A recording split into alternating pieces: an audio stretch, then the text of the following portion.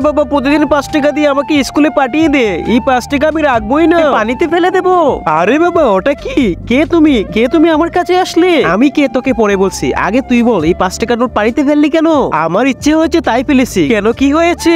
আরে বলো দেখ তুই কি করেছিস, তুই আমার বেবির মুখে রক্ত বের করে দিয়েছিস। আরে এটা তো ইচ্ছে করে করিনি, ঠিক আছে আমাকে ক্ষমা করে দাও, এইরকম বল আমি আর জীবনেও করবো না। আচ্ছা ঠিক আছে, কিন্তু তুমি তো আমাকে বলনি তুমি কে।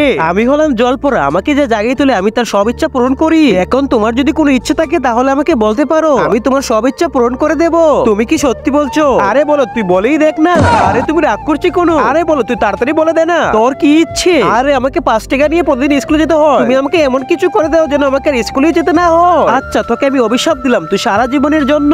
এই বৃদ্ধ অসহায় বাবাটির জন্য কেই বা লাইক সাবস্ক্রাইব করবে? আমি জানি দুষ্ট ছেলেরা একদমই লাইক সাবস্ক্রাইব করবে না, আর ভালো ছেলে মেয়েরা অবশ্যই লাইক সাবস্ক্রাইব করে যাবে। এই নে তোকে আমি অভিশাপ দিলাম, তুই সারা জীবনের জন্য কুকুর হয়ে যা। আরে আরে আরে এটা তুমি কি করলে?